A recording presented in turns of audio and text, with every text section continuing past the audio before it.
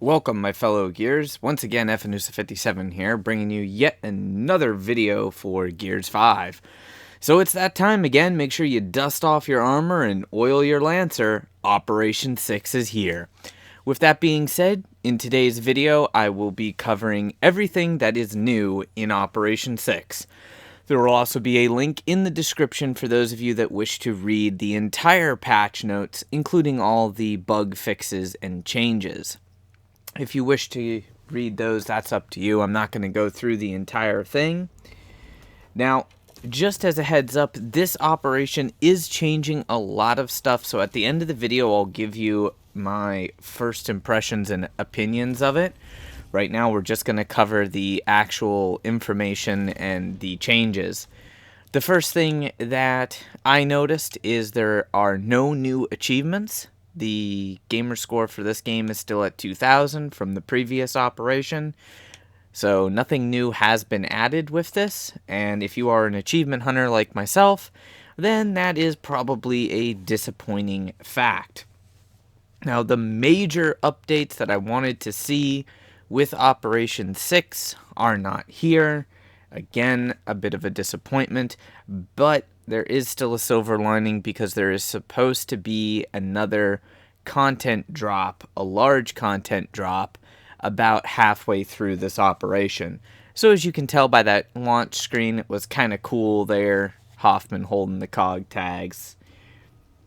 I'll give him props for the graphic art. You can tell by the map that we do have a new map. Now, we don't have as many new characters or as many new maps as in previous operations, but with the content drop coming at mid-operation, then we should actually be...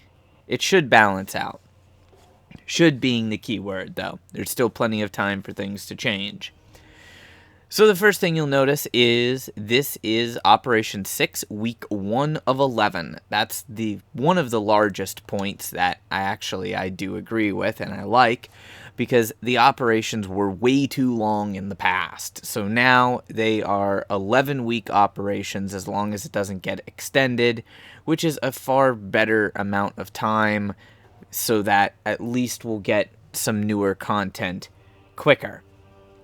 With that being said, as I mentioned, there's no new achievements. We do have a new tour of duty, and there are still no new escape maps. This is completely ridiculous, Coalition. No new maps. But there are the still daily challenge, weekly challenge, escape, and daily challenge Horde maps. The rewards for these maps have been boosted, so that's a good thing. The coin rewards basically got upgraded: 100 coins for beginner, 100 coins for advanced, and 150 coins for inconceivable. The card reward got upgraded slightly. The class XP is still useless if you already have your classes maxed. Sadly, the max re-up is still re-up 50, level 100, so if you're already maxed on that, then class XP and profile XP are completely useless to you. We also do not have the ability to scrap duplicate cards, so that was the major thing that I wanted to see in the game, and we don't have it yet, which is ridiculous because that should have been there from the very first launch of the game.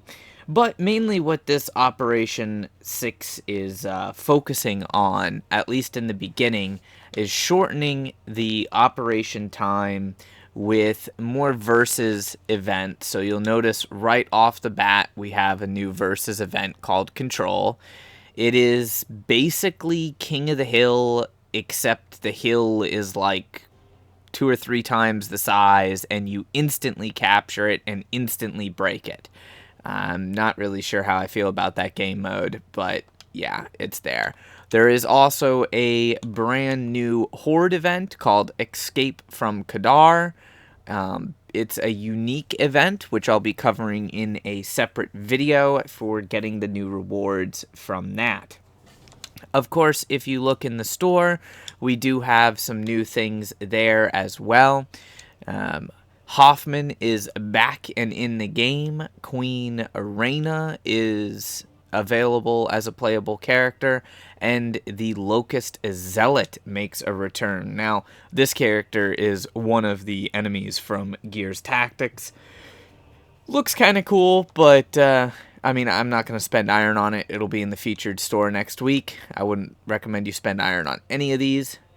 Of course, there is the Operation 6 bundle. If you want to go ahead and get things unlocked early, there's Armored Hoffman, Queen Reyna, the Locust Zealot, and in addition to that, it comes with the High T weapon set skin.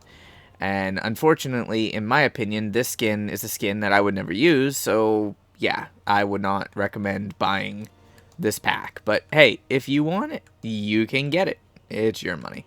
You also get a banner, you get a mark, you get a blood spray, 30 days of boost, which if you're already maxed on everything is useless, and only 700 iron, reduced from previous operation packs that were 1,000 iron reward.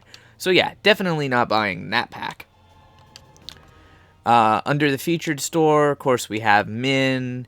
We have the old school whited out General Rom. We also have the old school Ghost weapon set. The Ghost weapon set actually, in my opinion, looks halfway decent. It's like that semi-translucent set, so it's not really a bad one. You also have the emote. And then, of course, for esports, you got the Chrome Steel Cantus, Theron Guard, and Queen Mira. If you want those skins, you do have to spend real money for those. Not much else has changed there in the store, so that's about it as far as the store. Now for the Tour of Duty, we're going to quickly show the rewards for the Tour of Duty. A big thing on this, that's one of the things that they were super, emphasis on, is increasing the rewards. So the rewards in the Tour of Duty are higher. There's more coins. That's the biggest thing. They're like, there's more coins in the Tour of Duty now. So that only makes it even easier to get like the heroic weapon skins and stuff like that. But that's basically the only difference. You get the Jigsaw loadout, you get the Iridescent loadout, the Collector's Zealot, the UIR Elite drone, so just a drone wearing UIR armor. Of course, you get iron. The iron, I do believe, is the same, 500 iron. Not that I have anything to do with that now, since I don't need boost. Of course, you get the kind of workout skin Captain Hoffman. It's strange that you get that at Major 5 instead of Captain, but whatever. And last but not least, for general rank, is the Blood Red Queen Reyna. So overall, I mean, it's alright, but as far as I'm concerned, the Tour of Duty is nothing more than just currency farming. For medal groups, we do have a medal group specifically for Control. I would highly recommend that you get this done because it does reward 3,000 coins. We also have a medal group specific for Escape from Kadar, which will reward you with the Locust Hybrid skin. If you want that skin, it's a limited time event. I also recommend that you do that, and I will have a separate video covering how to do it as easily as possible. Then we have the Basics medal group, which is all really easy to do. The Honor the Fallen medal group, again, extremely easy to do and rewarding coins. Ashes to Ashes, somewhat annoying because it does have a medal called Got Your Back, which is get a double kill in 2v2 Nasher, and the only 2v2 Nasher mode is ranked, since you can't do this in a custom game, so that's going to be, that's going to be a little situational. Weapons, again, easy for 2,000 coins. Escape is easy. The only thing is the Hoff Buster medal. So you have to survive 10 acts of Escape as Hoffman, which means you're going to have to wait and actually spend the coins to get Hoffman next week, or spend the iron this week. That rewards 5,000 coins. The Horde, super easy to do. Another 5,000 coins from that. The Versus medals, relatively easy to do, except for the one that's always annoying, which is win 25 versus matches as the Swarm. Doable if you're into playing quick play or ranked, but if you are not, and you're a PvE player, that's the medal that's probably going to take you the longest to get done. However, with the current event, you'll be able to get the Ringmaster medal super easy. You can kind of boost some of those medals. Ranked is the same as it was before, the most annoying medal being diversified because it forces you to win a free-for-all game. That does also reward 3,000 coins if you do that. And then, of course, the versus events, which are basically the same as they were before. Complete 100 rounds of weekly event matches, get 250 elims, get 30 headshots, win 50 rounds, win 10 matches, get 10 executions, and then the last two medals, more than likely they won't be announced until the end of the operation. So, yeah. Also, for some reason, and this medal group is not listed anywhere on the patch notes, but the boss rush event is either coming back or the medal group is just a ghost. But yeah, the medal group boss rush, and these are the exact same medals from the original first time the boss rush event was in the game, are here again. So yeah, anyone's guess is as good as mine on that one. I don't know if they're not supposed to be there or if that's just maybe the next Horde event that we're going to have and they're going to bring that event back. Either way, something to keep in mind. Of course, nothing else has changed with the tour of duty objectives. So, you know, if you guys want to do that, work on that, you can. There's been a whole bunch of little minor tweaking changes to PvE content as far as Horde and Escape. Also, they tweaked the Nasher to fire tracer rounds, which just doesn't make sense, and I feel bad for anyone that has their brightness turned way down because it's like shooting a flashbang.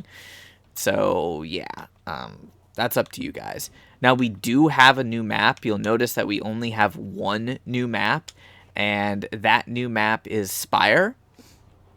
So personal preference on this map, if you wish to play it, that's the only new map for this operation. It is available in Horde mode for Horde and Horde Frenzy. That's the only two modes that you can play that map on. The Escape from Kadar is only available in a public game. It is not available in a private game, and it does take place on the Reactor map. I think that about covers it. If you guys have any questions or anything like that, feel free to ask. I will always do my absolute best to help you guys out and answer any questions that you might have or help in-game if you do need help. Hopefully you'll check out the rest of my videos, and if you did enjoy this video, do me a favor, smash that like button because that greatly helps me out with the YouTube algorithm as to finding videos. So, until next time, my brothers and sisters, thy legion, get to killing some grubs.